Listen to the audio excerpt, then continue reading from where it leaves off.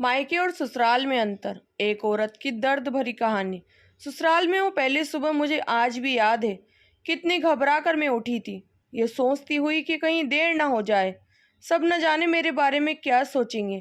केवल एक रात ही तो नए घर में कटी थी और इतना सब कुछ बदल गया, जैसे आसमान में उड़ती चिड़िया को किसी ने मोती के लालच देकर पिंजरे में कैद कर लिया हो। शुरू के कुछ दिन तो यूं ही गुजर गए। एक दिन हम बाहर घूमने गए। जब हम वापस घर आए तो सासू माँ की आंखों में खुशी तो दिख रही थी, लेकिन केवल अपने बेटे के लिए ही। मैंने सोचा कि शायद नया नया रिश्ता है, एक दूसरे को समझने में कुछ वक्त लगेगा, लेकिन समय ने जल्दी एहसास करा दिया कि मैं यहाँ बहू हूँ, इसलिए मैं जैसा चाहूँ वैसा नहीं कर पाऊंगी। कुछ कायदा और मर्यादा है जिसका मुझे पालन करना होगा, जैसे कि धीरे धीरे बात करना, धीरे से हंसना, सबके खाने के बाद खाना खाना। ये सब आदतें मुझे अपने आप में आ गई। माँ से भी बात कम होने लगी, जिसकी वजह से मुझे पीहर की याद आने लगी।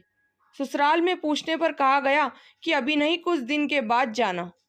जिस पति ने शादी के समय कहा था कि आपकी बेटी पास में ही तो है, कभी भी आ जाया करेगी, उसके भी सुर बदल गए।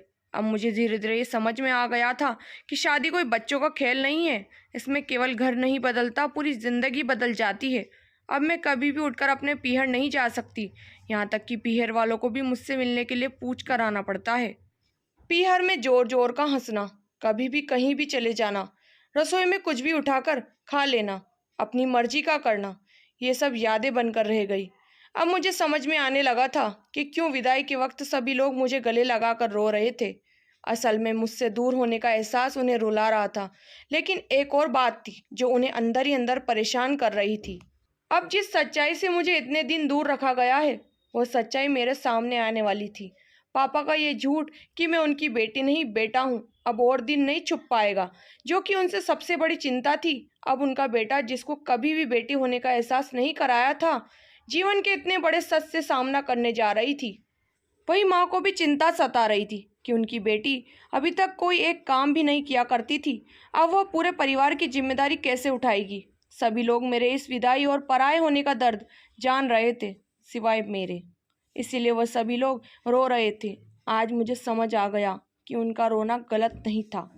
ये हमारे समाज का नियम ही है कि एक बार बेटी डोली में विदा हो गई तो वो उस घर के लिए केवल मेहमान ही बनकर रह जाती है। फिर कोई चाहे कितना क्यों ना कह ले कि यह घर आज भी उसी का है, सच तो यह है कि अब वह कभी भी यूं ही अपनी पीहर नहीं जा सकती।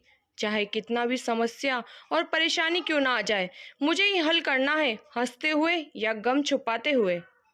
दिल से उसे अपना कर तो देखो, गले एक बार लगा कर तो देखो, भूल जाएगी मायका अपना, बहू को बेटी बुला कर तो देखो। दोस्तों, वीडियो कैसी लगी, इस पर आपकी क्या राय है, कमेंट करके जरूर बताएं। चैनल पर नए हैं तो सब्सक्राइब करें, पसंद आए तो लाइक शेयर करना बिल्कुल ना भूलें। आपका कीमती समय देने के लिए बहुत बहुत धन्यवाद। मिलते हैं अगले वीडियो के साथ।